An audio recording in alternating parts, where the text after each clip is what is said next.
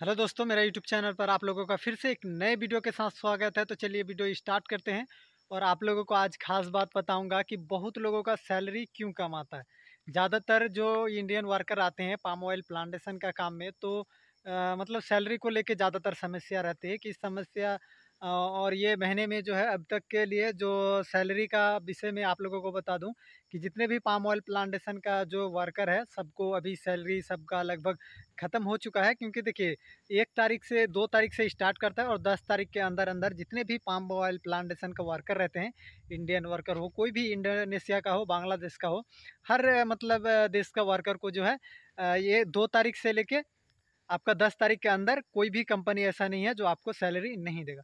तो सैलरी देने के अंदर आप लोगों को आज जो खास बात बताने वाला हूँ, आज का वीडियो में बहुत ही खास बात होने वाला है। हालांकि इस वीडियो को देख के बहुत ही लोगों को बुरा भी लगेगा, लेकिन ये बुरा लगने से कोई ये नहीं है। जो हकीकत बात है वो हकीकत ही बात है, ठीक है। और अगर अभी तक मेरे यूट्यूब चैनल को सब्सक्राइब नहीं किए हैं तो प्लीज़ मेरे यूट्यूब चैनल को सब्सक्राइब कर लीजिए।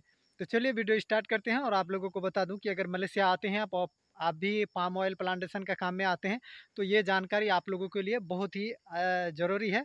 और जो भी मलेशिया में इंडियन वर्कर हैं ये लोग भी जानते हैं, ज़्यादातर ये लोग भी मतलब अच्छी तरह से जानते हैं कि क्यों ये बात सही है या गलत है। अगर आप लोग भी काम कर रहे हैं पाम ऑयल प्लांटेशन का, और अगर आप एक इंडियन वर्कर हैं और इंडियन वर्कर में अगर दूसरे वर्कर से आपको भी कोई झमेला हो जाता है या कोई भी प्रॉब्लम हो जाते हैं, ऐसा तो देखिए कितना भी आप अच्छा से रहिए, लेकिन आपका किसी न किसी से थोड़ा मोड़ा बात हो ही जाता है। ऐसा नहीं है कि कोई भी वर्कर से इससे बात नहीं होता, उससे बात नहीं होता है, थोड़ा झमेला हो ही जाता है। लेकिन ये बात अगर बॉस के पास जाता है, ठीक है, तो ये बात जो है बॉस के पास अगर आप लेके जाते हैं, तो बॉस इसमें तो दोनों का ही नुकसान होता है। हालाँकि उसका भी नुकसान होता है जिसके बारे में बोल रहे हैं, और खुद का भी नुकसान होता है।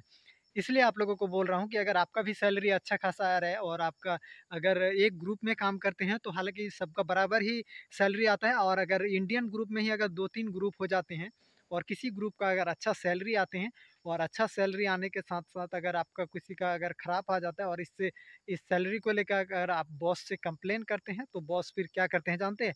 जिसका अच्छा सैलरी आते हैं और जिस ग्रुप का अच्छा सैलरी आते हैं, हालाँकि फल कटिंग का हो, तब्बास का हो, कोई भी बाजा-वूजा जो खाद देने का रहता है, वो लोग का भी, अगर कोई किसी का भी अगर अच्छा सैलरी आता है और आप अगर बार-बार बॉस को कंप्लेन करते हैं, 1 महीना, 2 महीना, 3 महीना ऐसे करते-करते 6-7 महीना अगर बीत जाते हैं, तो बॉस क्या करते हैं जानते हैं? उसको और मौका मिल जाता है कि आपका सैलरी को कम करने का।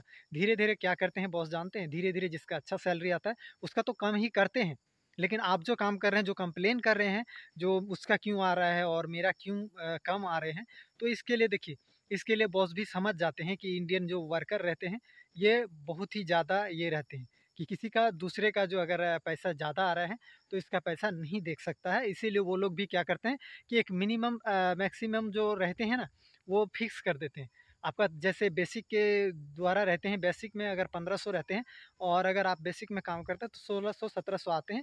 अगर आप फल भी कटिंग करते हैं, तो उस हिसाब से अगर आप बार-बार कंप्लेन करते हैं किसी के लोगों का, अगर आप फल कटिंग काम कर रहे हैं और तब्बास लोगों का प्रॉब्लम बता रहे हैं, और अगर आप तब्बास में काम कर रहे हैं और या फल कटिंग वाले का सैलरी लेके आप अगर झंझट कर रहे हैं, ठीक है, इंडियन इंडियन वर्कर में, ठीक है, हालाँकि आपको कोई भी मतलब इंडोनेशिया हो और दूसरा देश का जो है वर्कर आपका कंप्लेन बॉस से नहीं करेगा, सैलरी लेके ख़ास करके। और अगर आप इंडियन इंडियन ही अगर बॉस के पास कंप्लेन करते हैं, तो उस साइड का आपका वर्कर का जितना भी वर्कर रहते हैं, 1 वर्कर, 2 वर्कर के लिए जानते हैं क्या करते हैं कि सबका मतलब सैलरी जो है घटा देते हैं। ये बात बहुत ही जो मलेशिया में रहते हैं, ये ज़्यादातर ही ये लोग को अच्छी तरह पता रहता है, और अच्छी तरह ये लोगों को मालूम है कि अगर आप बॉस के पास कंप्लेन करते हैं और बॉस अगर आपका बार-बार शिकायत सुनता है, तो वो धीरे-धीरे ऑटोमेटिक वो लोग तो चाहते हैं कि आपका पैसा कम हो, और वो लोग खुद चाहते हैं कि आपका पैसा कटिंग करके वो अपना जेब में डाले।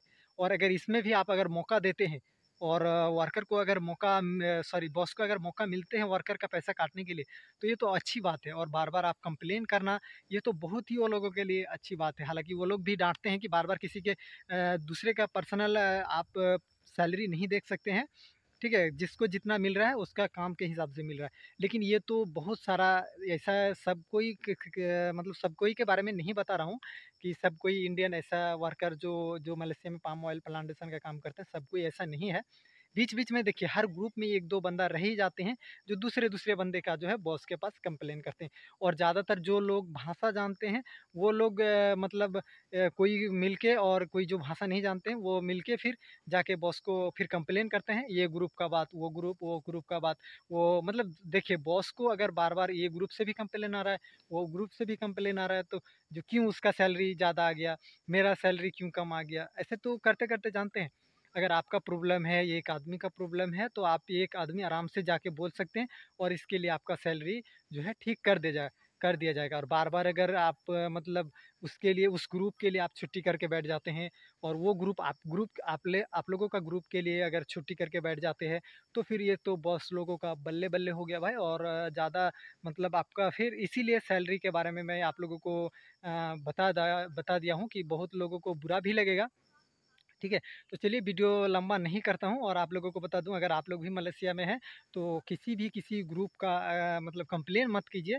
ठीक है, और अगर आप लोग चाहते हैं कि अच्छा खासा सैलरी आए, हालांकि बहुत सारा देखिए बॉस लोग तो हर कोई चाहते हैं कि अच्छा खासा काम भी करने के साथ भी सैलरी नहीं देते हैं।